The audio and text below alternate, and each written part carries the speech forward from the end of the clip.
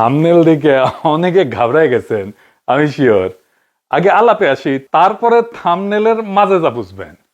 যমুনা টিভিতে একটা talk show হয়, দাঁড়ে দাঁড়ে, বসে বসে না, দাঁড়ে দাঁড়ে। সব জায়গায় বসে বসে টক শো হয়, উটি দাঁড়ে দাঁড়ে হয়।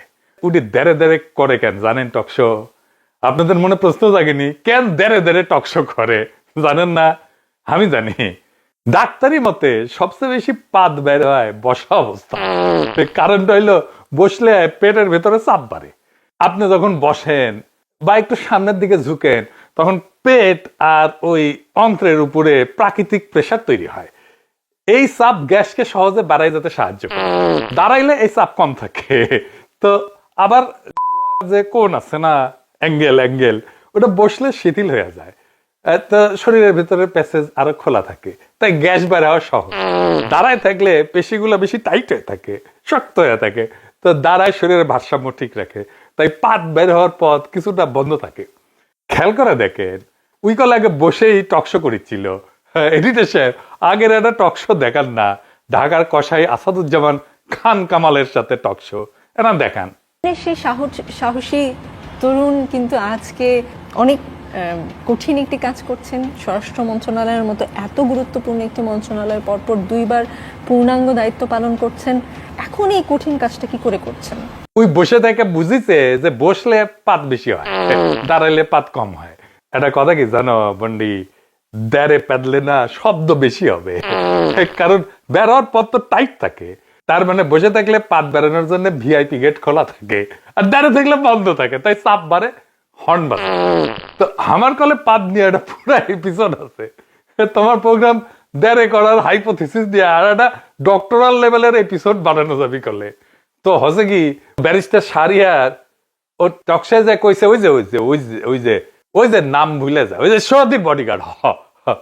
তো কইছে কি, সরদি বডিগার্ড বিশ্বাসঘাতক। বিজয়ের মাসে যমুনা টেলিভিশনের সেটে দাঁড়িয়ে আপনি বঙ্গবন্ধুকে বিশ্বাসঘাতক বলেছেন। আমি আমার জায়গা থেকে বাংলাদেশের স্বাধীন বাংলাদেশের নাগরিক হিসেবে এর প্রতিবাদ জানিয়ে রাখলাম। আপনার আপনাকেও বলে দিই, সেটি বঙ্গবন্ধু না, আপনার কাছে হতে পারে। শোনেন, আপনি উপস্থাপক, আগে আমাকে শেষ করতে দেন না। আপনি এখানে নিয়ে আসছেন বলে না, এখানে নিয়ে আসছেন বলে না, আপনি শোনেন, আগে কথা শোনেন, ইট ইজ নট ইওর। না, ঠিক আছে, এই অনুষ্ঠানে তাহলে আপনি একটা জিনিস শেষ করে দিতে পারবেন না। আপনাকে ফ্লোর দিব, আপনি আচ্ছা, আবার আমি উত্তর দিব। ঠিক আছে, ঠিক আছে। এই অনুষ্ঠান কিভাবে চলবে সেটা আমি না, এটা বলবেন না, এটা স্বৈরাচারী কায়দা, এটা স্বৈরাচারী। আমরা আমন্ত্রিত অতিথি মানে হচ্ছে ভগবান, ভগবানকে আপনাকে সম্মান করতে হবে। আপনি এই কথা আগেও বলছেন একদিন। আপনার অনুষ্ঠান বলে কিছু নাই। না, আপনার অনুষ্ঠানে আমি আসিনি। আপনি আপনার অনুষ্ঠানে আসছি, আমি আসছি এই 16 কোটি মানুষকে কথা বলার জন্য। না, আমি যমুনা টেলিভিশনে আমন্ত্রণে এসেছি, আপনার অনুষ্ঠানে না। আপনি এটা কথা বলতে পারেন না, আপনার অনুষ্ঠান, এটা যমুনা টেলিভিশনের অনুষ্ঠান না। কিন্তু এইভাবে কথা বলবেন না, এইভাবে কথা বলবেন না, সম্মান দিয়ে কথা বলেন। আমি আপনাকে যথেষ্ট সম্মান দিয়ে কথা বলছি, সম্মান দিয়ে কথা বলতেছি। আপনার আর নিকল কাইন্ডে কাইটে শেষে আমাগুড়ি দিয়া কাটে, মানে এটা প্রজন্মের কেমনে ব্রেন ওয়াশ করেছে আমলিক। শর্টে বডিগার্ড যে বিশ্বাসঘাতক, এটা অঙ্ক কইসা প্রমাণ করে দেওয়া যাবে। আমি এটা করবো আজকের এপিসোডে না, পরে করবো আর কি। কিন্তু তার আগে আর একটা ইস্যু নিয়ে আলাপ করার আছে, গুরুত্বপূর্ণ বিষয়। অনেকে ভাবতেছে যে আজকে বোধহয় নিকল রে ধরবো আমি। না, আজকে না, আজকে ব্যারিস্টার শাহরিয়ারকে ধরবো। এখন সবাই নড়ে চড়ে বসবি, ব্যারিস্টার শাহরিয়ার আবার কি করলো, কি অপরাধ করলো? এখন ব্যারিস্টার শাহরিয়ার আমাকে কয়ে, দাদা আমার কি অপরাধ? হাসিনার মতো করে। হ্যাঁ, দেশবাসীর কাছে আমি বিচার চাই, কি অপরাধটা কি করেছি। আসেন ওর অপরাধটা দেখি। উনি কইছে সৈয়দের বডিগার্ড বঙ্গবন্ধু নামের যোগ্য না। এডিটর সাহেব শোনান। তার মার মতো, তার নানার মতো এটা বিশ্বাসঘাতক। কিন্তু আমি বঙ্গবন্ধু বলতে নারাজ, কারণ উনি এই উপাধির যোগ্য না। কেন যোগ্য না? একটা করে বলবি। 73 সালে প্রথম ভোটের কারচুপি বাংলাদেশের ইতিহাসে শুরু করলো উনি। 73 সালে বিনা প্রতিদ্বন্দ্বিতায় শেখ সাহেবের বিরুদ্ধে যারা দাঁড়াবে তাদেরকে অস্ত্রের মুখে সরিয়ে দিয়ে উনি বিনা প্রতিদ্বন্দ্বিতায় জিতলেন, যেটা শেখ হাসিনা অ্যাডপ্ট করলেন। ৭০ সালে যখন দুর্ভিক্ষ, যখন আমার বোনেরা বাসন্তীরা জাল গায়ে দিয়ে থাকে, তখন তার ছেলের মাথায় সোনার মুকুট দিয়ে বিয়ে হচ্ছে। তার মন্ত্রীরা বিদেশি ইম্পোর্টেড হুইস্কি ছাড়া খেতে পারে না, সেজন্য তাদের নাম হয়ে গেল বোতল মন্ত্রী। 22,000 জাসদ কর্মীকে রক্ষী বাহিনী দ্বারা হত্যা করা হলো। সিরাজ শিকদার কোথায় এক বলে হত্যা করা হলো। বাংলাদেশকে হত্যা করা হলো, আওয়ামী লীগকে হত্যা করা। আবার বলতেছে বাংলাদেশ এবং আওয়ামী লীগকে হত্যা করা হলো 75 সালে 24শে জানুয়ারি বাকশাল কায়েমের মাধ্যমে। সেই লোক কোনোদিন বঙ্গবন্ধু হতে পারে না। শুনেছেন, এটা একেবারে ভুল কথা। সরকারি বডিগার্ড বঙ্গবন্ধু নামেরই যোগ্য। তাহলে বুঝতে হবে বঙ্গবন্ধু নামটার মধ্যে কি লুকায় আছে। ওই নামের মধ্যেই লুকায় আছে আমাদের দাসত্বের চিহ্ন। বঙ্গবন্ধু শব্দটা এমন ভাবে তৈরি এবং প্রতিষ্ঠিত এবং ব্যবহার করা হয় বাংলাদেশে, যে বাংলাদেশ রাষ্ট্রকে ভারতীয় হেজিমনি, মানে তার সাংস্কৃতিক, তার সিভিলাইজেশনাল যে ধারাবাহিকতা, তার মধ্যে ঢুকে ফেলে। এটাই হলো ভাষার ভেতরে লুকানো রাজনীতি। রাজনীতির বাহন কলে ভাষা, ভাষা দিয়েই রাজনীতি তৈরি হয়। ভাষার মধ্যেই আপনার রাজনীতি খুঁজতে হবে। আমি ব্যাখ্যায় পরে যাব, আগে আসেন আমরা এই বঙ্গ এই শব্দটার মানে বুঝে আসি, আর বন্ধু এই শব্দটারও মানে বুঝে আসি। আজকের এপিসোডের পর আওয়ামী লীগ বঙ্গবন্ধু শব্দটা আর ইউজ করবে না। হাসিনা আমলে ওর জয় বাংলা স্লোগান ইউজ করা বন্ধ করে দিয়েছিলাম। ওই একই কাজ করবো আমরা বঙ্গবন্ধু শব্দটা নিয়ে। আসেন শুরু করি আল্লাহর নামে। আচ্ছা কন্ত, কেন উনার উপাধি বাংলা বন্ধু হইল না? কেন বাংলাদেশের বন্ধু হইল না? কেন বঙ্গ? আজ আর একটা কথা বলি। পাকিস্তান হইল বাংলা ভাগ হইল, পূর্ব দিকে পূর্ব বাংলা, পশ্চিম দিকে কি কি পশ্চিম বাংলা না, পশ্চিমবঙ্গ। ওইটা কেন পশ্চিম বাংলা হইল না? আচ্ছা আপনারা জানেন রয়ের চিত্তরঞ্জন সুতার বাংলাদেশে হিন্দুদের নিয়ে একটা স্বাধীন দেশ গঠনের আন্দোলন করেছিল। নাম কি ছিল জানেন? স্বাধীন বঙ্গভূমি আন্দোলন। কেন বঙ্গভূমি, কেন বাংলা ভূমি না? কারণ বঙ্গ এই শব্দটা সংস্কৃতি ভাষা এবং মূলত হিন্দু ভারতীয় পরিভাষা, আর বাংলা শব্দটা মুসলিম শাসন পর্বে প্রতিষ্ঠিত। ভারত বাংলা বলে না, বলে বঙ্গ। আমি আপনাকে 18টা খুব বিখ্যাত বইয়ের শিরোনাম আর লেখকের নাম দেখাই। বইয়ের বিষয় বাংলা, কিন্তু শিরোনাম কি দেখেন?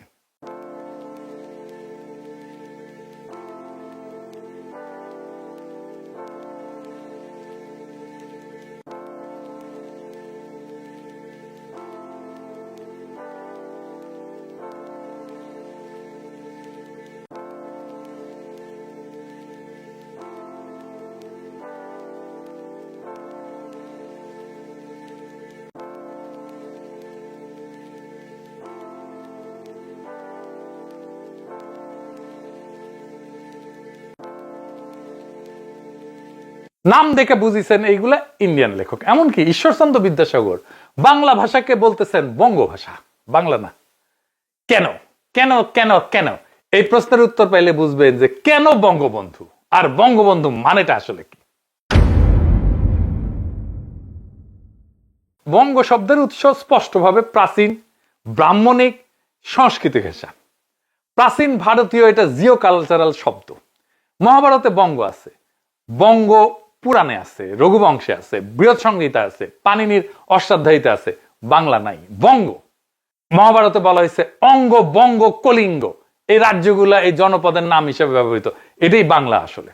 তার মানে বঙ্গ শব্দটা সংস্কৃতি ভিত্তিক ব্রাহ্মণিক ঐতিহ্যের ভাষা প্রকৃতির অংশ।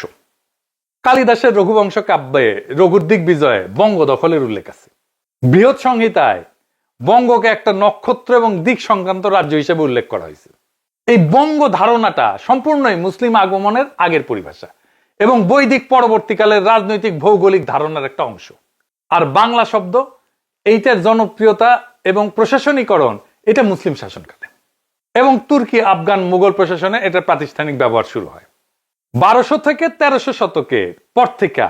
বাংলা শব্দটা রাজস্বের নথি, ফার্সি দলিল, তারপরে বিদেশি ভ্রমণ কাহিনী এবং পরবর্তীতে মোগল সুবা হিসাবে আনুষ্ঠানিকভাবে রাষ্ট্রীয় পরিচয়ে প্রতিষ্ঠিত হয়। ইবনে বতুতার লেখা যদি দেখেন, ওইখানে কিন্তু উনি বঙ্গ বলেননি, বঙ্গাল বলছে বা বাংলা বলছে। তুর্কি আমলে দলিল পত্রে বাংলা রাজত্ব বলা হয়েছে, সালতানাতি বাংলা। 16 শতকে মুঘল প্রশাসনে আকবরের আমলে পুরো অঞ্চলকে সুবে বাংলা বলা হয়েছে।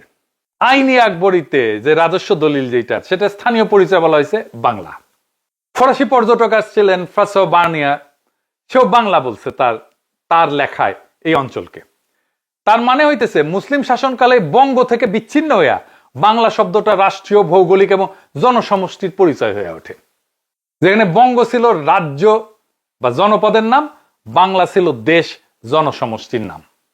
কিন্তু তারপরেও বঙ্গ শব্দটা ভারতীয় এলিট ব্যবহৃত পরিভাষা হিসেবে টিকে থাকে এবং উপনিবেশিক ভারতেও ভূগোল এবং সাহিত্যিক অভিজাত পরিভাষা হিসেবে বঙ্গ শব্দটাই ভারতীয়রা ব্যবহার করতে শুরু করে।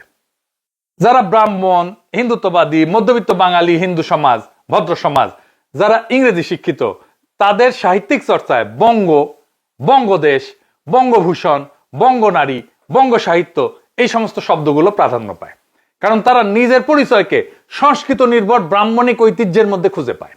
বঙ্কিমচন্দ্রই বঙ্গদর্শন লিখছে, বঙ্গদেশের ইতিহাস লিখছে। রবীন্দ্রনাথ বঙ্গমাতা, বঙ্গভাষা এই সমস্ত ব্যবহার করছে।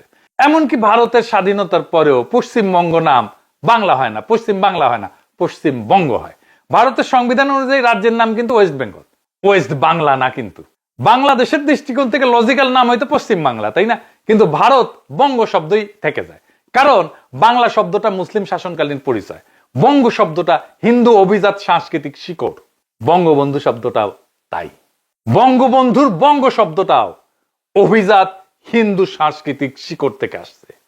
ভারতের রাষ্ট্রীয় পরিচয় সংস্কৃত ঘেঁষা নাম ব্যবহার করার প্রবণতা আছে কিন্তু, যেমন ওড়িশা থেকে ওডিশা করছে, মাইসোর থেকে কর্ণাটক করছে, বেঙ্গল থেকে বাংলা করার বদলে কিন্তু তারা ধরে রাখলো বঙ্গকেই, বেঙ্গলকেই। অর্থাৎ ভারতের দৃষ্টিতে বাংলা হইতেছে ইসলামিক ভাষা, মুসলিম প্রশাসনিক ভাষা, মুসলিম প্রশাসনিক রঙে রঞ্জিত। সেই পরিচয় এড়ায় তারা বঙ্গ এই পরিচয়টাকে ধরে রাখে।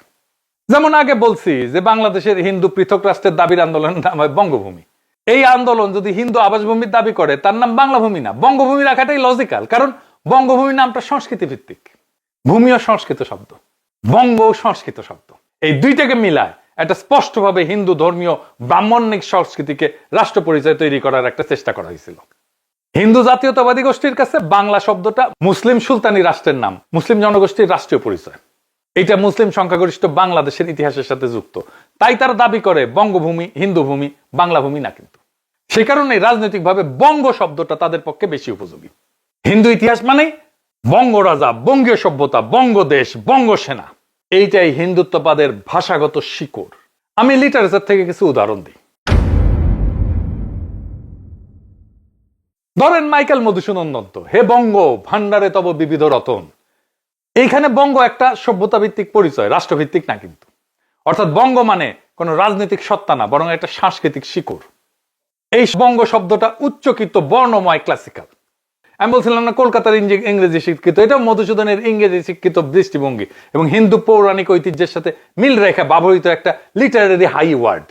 বঙ্গবন্ধুর বঙ্গটাও হিন্দুত্ববাদের একটা লিটারারি হাই ওয়ার্ড। এইটা শিক্ষিত হিন্দু মধ্যবিত্তের কালচারাল সেলফ ডেফিনেশন। রবীন্দ্রনাথও বঙ্গ শব্দটা একইভাবে উচ্চকিত সাংস্কৃতিক পরিচয় হিসেবে ব্যবহৃত। রবীন্দ্রনাথ যখন লেখেন বঙ্গমাতা, বঙ্গলক্ষ্মী, বঙ্গভূষণ, এই সবই সংস্কৃত ধর্মী হিন্দু পুরাণ ঘেঁষা কাব্যিক এবং অভিজাত ভাষার ব্যবহার। অর্থাৎ রবীন্দ্রনাথের লেখায় বঙ্গ এক ধরনের কালচারাল ক্লাসিসিজম। ইন্ডিয়ার যে ন্যাশনাল অ্যান্থেম আছে না, জাতীয় সঙ্গীত আছে না, ওখানে লিখতেছে সে জনগণ মন অধিনায়ক জয় হে ভারত ভাগ্য বিধাতা, পাঞ্জাব সিন্ধু গুজরাট মারাঠা দ্রাবিড় উৎকল বঙ্গ, বিন্ধ্য হিমাচল যমুনা গঙ্গা উচ্ছল জলধি তরঙ্গ, তব শুভ নাম জাগে তব শুভ আশিস মাগে, গাহে তব জয় ও গাথা। তারপরে ধরেন তার বঙ্গবাণী কবিতায় বঙ্গ আমার জননী আমার ধাত্রী আমার আমার দেশ, কেন গো মাতর শুষ্ক নয়ন, কেন গো মাতর রুক্ষ কেশ, কেন গো মাতর ধুলায় আসন, কেন গো মাতর মলিন বেশ। রবীন্দ্রনাথের কাছে বঙ্গ শব্দটা একেবারেই ইন্দো আর্য তৎসম সাংস্কৃতিক ঐতিহ্যের শব্দ, বাংলা না। বঙ্গ মাতা বঙ্গ লক্ষ্মী মোরে করো দয়া, এখানে বঙ্গ মাতা ভূমি সভ্যতার একটা দেবীকরণ, এটা জনগোষ্ঠী না, এটা কালচারাল হোমল্যান্ড। তাহলে এখন আমার ক্ষুদ্র ভ্রাতার ভগিনীর প্রশ্ন তুলতে পারবেন, তাহলে কেন রবীন্দ্রনাথ আমার সোনার বাংলা লিখলো? গুরুত্বপূর্ণ প্রশ্ন। রবীন্দ্রনাথ আমার সোনার বাংলা কেন লিখছিলেন, এটার উত্তর দিতে হইলে তিনটা স্তর বুঝতে হবে। গানটা কখন লেখা, কোন রাজনৈতিক পরিস্থিতিতে লেখা, কেন বাংলা শব্দটা বেছে নেওয়া হলো, বঙ্গ না। গানটা লেখা হয়েছিল 1905 সালের বঙ্গভঙ্গের প্রতিবাদে। আপনি খেয়াল করেন, বঙ্গভঙ্গ, বাংলা ভঙ্গ না কিন্তু, বঙ্গভঙ্গ। 5 সালে লর্ড কার্জন বঙ্গভঙ্গ ঘোষণা করে। পশ্চিম অংশ যেটা পশ্চিমবঙ্গ, আর পূর্ববঙ্গ যেটা মুসলিম সংখ্যাগরিষ্ঠ ঢাকা রাজধানী হবে, নবগঠিত আসাম বাংলা প্রেসিডেন্সি হবে। এই সময় হিন্দু স্বদেশী আন্দোলন প্রবলভাবে সামনে আসে এবং তারাই বঙ্গভঙ্গকে বাধা দেয় এবং শেষ পর্যন্ত বঙ্গভঙ্গ হইতে পারেনি। রবীন্দ্রনাথ গানটা লেখে বঙ্গভঙ্গ রদ আন্দোলনের মাস মোবিলাইজেশন তৈরির জন্য। এইখানে অত্যন্ত গুরুত্বপূর্ণ বিষয়, রবীন্দ্রনাথ বঙ্গমাতা, বঙ্গ, বঙ্গভূমি এই শব্দ বহুবার ব্যবহার করছেন সাহিত্য জীবনে, কিন্তু এই গানটাতে তিনি বঙ্গ না বাংলা বেছে নিলেন। এটা কাকতালীয় না, এটা চিন্তাশীল রাজনৈতিক সিদ্ধান্ত। কেন রবীন্দ্রনাথ বঙ্গ শব্দটা ব্যবহার করলেন না? কারণ বঙ্গ শব্দটা হিন্দু ভদ্র সমাজের সংস্কৃত ঘেঁষা অভিজাত শব্দ। ফলে তিনি যদি গান লিখতেন আমার সোনার বঙ্গ, তাহলে সেটা হিন্দু ভদ্রলোকদের গান হতো। মুসলমান কৃষক, পূর্ববঙ্গের দরিদ্র কৃষকদের গান হইতো না। এই পূর্ব বাংলার দরিদ্র মানুষেরা সেই শব্দে নিজেদের অস্তিত্ব খুঁজে পাইত না। রবীন্দ্রনাথ এটা গভীরভাবে জানতেন। বাংলা শব্দটা তখনকার সাধারণ মানুষের ভাষা এবং সবচেয়ে গুরুত্বপূর্ণ, এটা মুসলমান জনগোষ্ঠীকে সমানভাবে স্পর্শ করবে। সেই জন্যেই তিনি আমার সোনার বাংলা লিখছেন, আমার সোনার বঙ্গ লেখেননি। তাইলে বুঝতে পারতেছেন তো, বঙ্গবন্ধু আসলে বাংলাদেশের মানুষের বন্ধু না। সে ভারত বাংলাদেশকে যেই বঙ্গ হিসাবে পাইতে চায়, তার ফিজিক্যাল এমবডিমেন্ট, সোহরাওয়ার্দীর বডিগার্ডকে নিয়ে ইন্ডিয়ার যে উচ্ছ্বাস, তা শুধু এই কারণে না যে পাকিস্তান ভাঙছে, বরং এই কারণে যে সে তার মিথিক্যাল ভারতের অংশ যে বঙ্গ, সেটাকে সে ফিরায় আনার বন্ধু। সে আসলেই অখণ্ড ভারতের বন্ধু, সেই বঙ্গের বন্ধু। সেই জন্যই সে বঙ্গবন্ধু। অর্থাৎ বঙ্গবন্ধুর নামটা গঠিত হয়েছে ভারতীয় ভাষা সংস্কৃতির কাঠামোর ভেতরে। এইবার আসেন, এই সামান্য একটা শব্দ দিয়া ইন্ডিয়া কিভাবে আমাদের রাজনীতিকে নিয়ন্ত্রণ করছে সেটার একটা হদিশ নেই। এইখানে পিয়ার বর্দিওর একটা আলাপ লাগবে। এই বঙ্গবন্ধু এটা বোঝার জন্য জরুরি। পিয়ার বর্দিও ছিলেন একজন ফ্রান্সের প্রভাবশালী সমাজবিজ্ঞানী, দার্শনিক এবং একজন পাবলিক ইন্টেলেকচুয়াল। 20 শতকের সামাজিক তত্ত্বের সবচেয়ে গুরুত্বপূর্ণ চিন্তাবিদদের তিনি একজন। তার গবেষণা মূলত ক্ষমতা, প্রতীকী আধিপত্য, শিক্ষা, সাংস্কৃতিক পুঁজি, রুচি এবং ভাষার রাজনীতি নিয়ে। আমরা যে বলি না social capital, cultural capital, symbolic capital, এইটা বর্দিওর ধারণা, এটা অরিজিনাল ধারণা।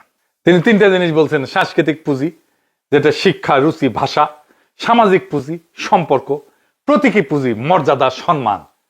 এই বিষয়ে আজকে আলাপ করব না। ওনার আরেকটা ধারণা আছে যেটার সাথে এই বঙ্গবন্ধুর ধারণাটা মেলে, সেটা হচ্ছে ল্যাঙ্গুয়েজ এবং সিম্বলিক পাওয়ার নিয়ে।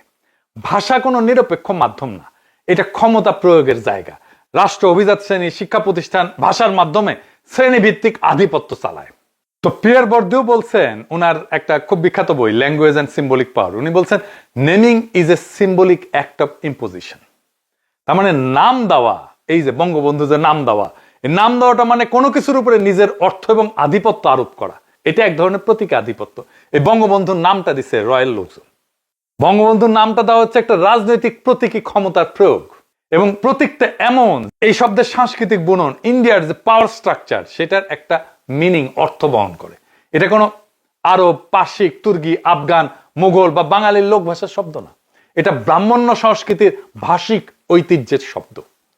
এখানে ভাষা নিজেই একটা সাংস্কৃতিক উত্তরাধিকার বহন করে, যা রাজনৈতিক অর্থ তৈরি করে, পলিটিক্যাল মিনিং তৈরি করে।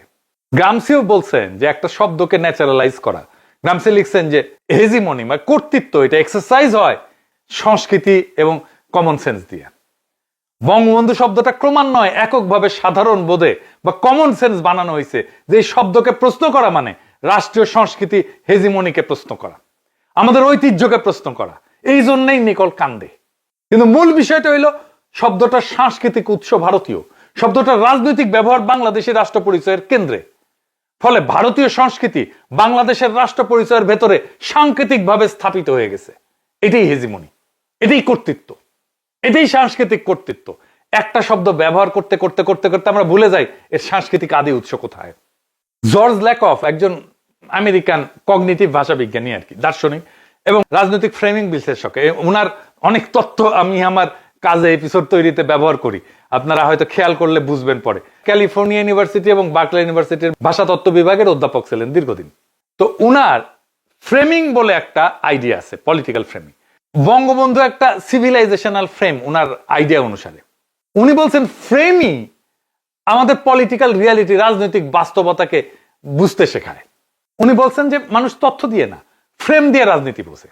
বঙ্গবন্ধু ফ্রেমটা অবচেতন ভাবে একটা সিভিলাইজেশনাল বার্তা দেয়। এই ফ্রেমের ভিতরে লুকানো সাংস্কৃতিক কাঠামো, বঙ্গ যেটা ভারতীয় ভূগোল সভ্যতার একটা অংশ, একটা সাংস্কৃতিক ধারা, বন্ধু একটা সংস্কৃত শব্দ, হিন্দু দর্শন, বেদান্তিক নৈতিকতার ভাষা। এই শব্দটার গঠনই উপমহাদেশীয় হিন্দু সংস্কৃত নেমিং ট্র্যাডিশন, নাম দেওয়ার ট্র্যাডিশন, নাম দেওয়ার রীতি।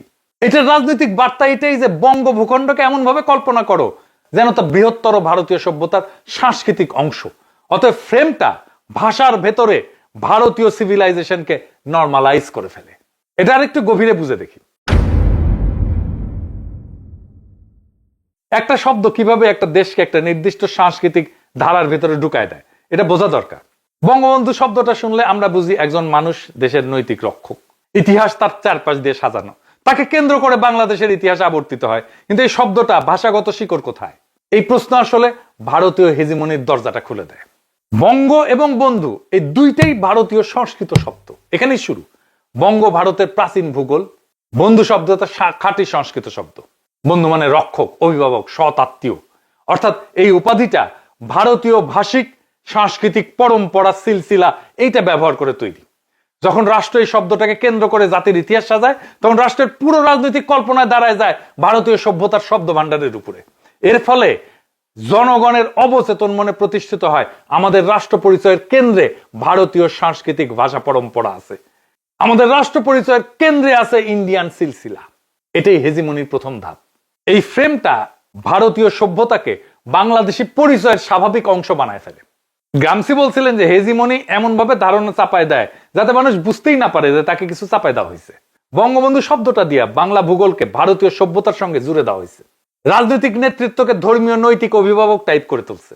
জাতির উৎপত্তিকে এমন ভাবে সাজাইছে যাতে ভারতের সাংস্কৃতিক টান স্পষ্ট থাকে। ফলে কি হয়? এই যে হাসিনার ফ্যাসিবাদ, এই হাসিনার ফ্যাসিবাদ এইভাবেই চলে আসছে, হাসিনার ফ্যাসিবাদ এইভাবেই স্বাভাবিক হয়ে গেছে।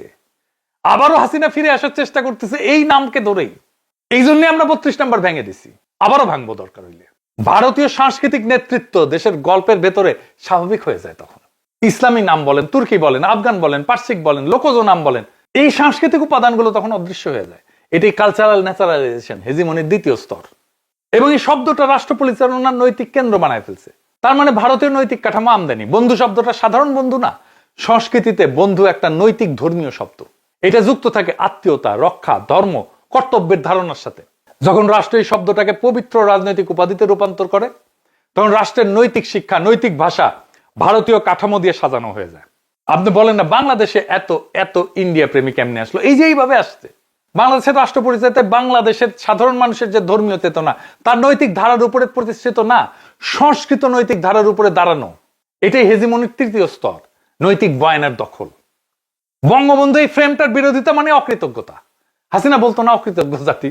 ভারতীয় রাজনৈতিক নৈতিকতা, ভারতীয় ধর্মগ্রন্থ, পুরাণ, মহাকাব্য সব জায়গায় রাজা, অভিভাবক বা রক্ষকের অবাধ্য হওয়া এটা একটা নৈতিক অপরাধ। এই নৈতিক কাঠামো হুবহু আসে বঙ্গবন্ধু ফ্রেমে। বিরোধিতা মানে অকৃতজ্ঞতা, সমালোচনা মানে অপবিত্রতা, যুক্তি মানে নৈতিক ব্যর্থতা। রাজনৈতিক বিরোধিতা ভারতীয় যে নৈতিক সংস্কৃতি, মরাল যে কালচার, সেটার ভেতরের কাঠামো দিয়ে বিচার করতে থাকে। এটাই এথিক ও পলিটিক্যাল হেজিমনি। এটাই আমাদের ক্ষেত্রে ঘটছে। বঙ্গবন্ধু শব্দটা এত স্যাক্রেড, এত পবিত্র, এইটাই হচ্ছে ভারতীয় রাজনৈতিক ধর্মতত্ত্বের প্রতিফলন। নিকলরা কান্নাকাটি শুরু করে দেয়। একজন নিকৃষ্ট স্বৈর শাসক, হাসিনার ফ্যাসিবাদের আইকন, তার নামে কিছু বললেই কান্নাকাটি শুরু করে দেয়। কেন?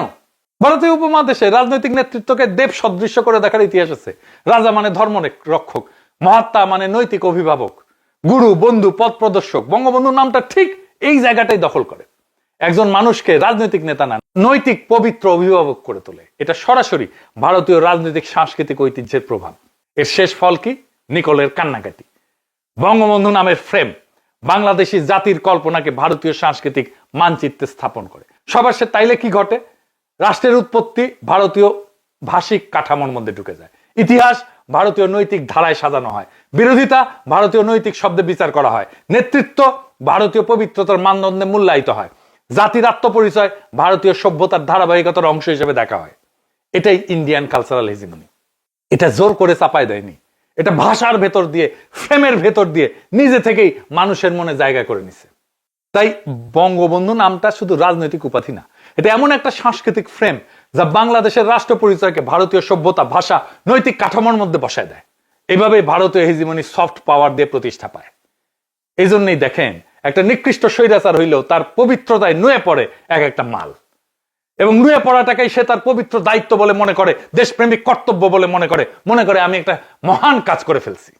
তো এতক্ষণ যে আলাপটা করলাম সবকিছুর খেই এক জায়গায় গিয়ে মেলে, সেটা হইতেছে একটা শব্দ। সেই শব্দটা বঙ্গবন্ধু। একটা শব্দের ভেতরে কি থাকতে পারে? একটা নাম, একটা স্মৃতি, একটা আবেগ, এই তো, তাই না?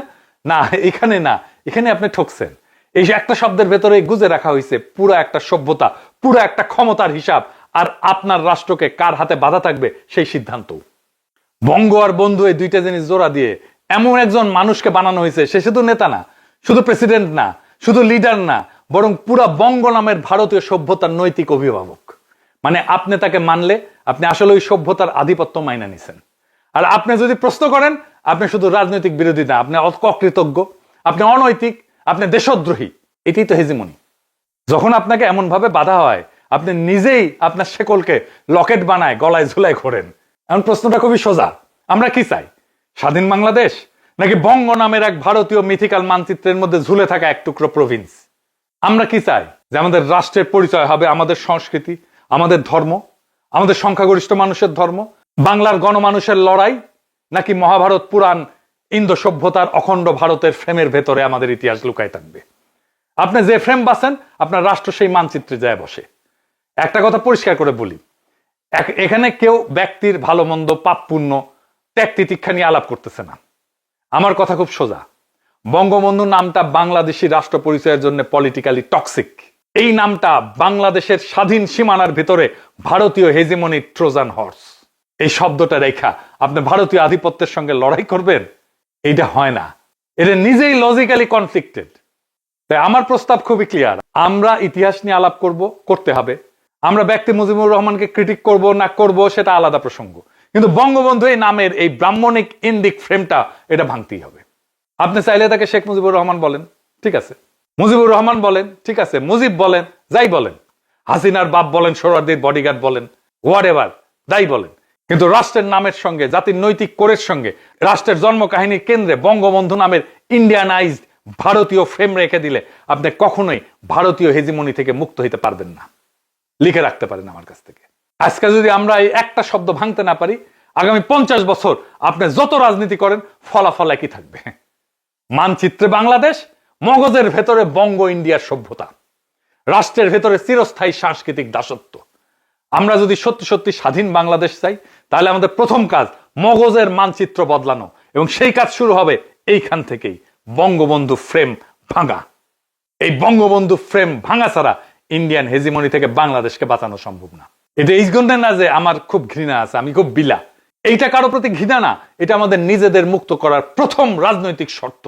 আর এই শর্ত পূরণ না করলে 24 জুলাই বিপ্লব ব্যর্থ হয়ে যাবে। ইনকিলাব জিন্দাবাদ।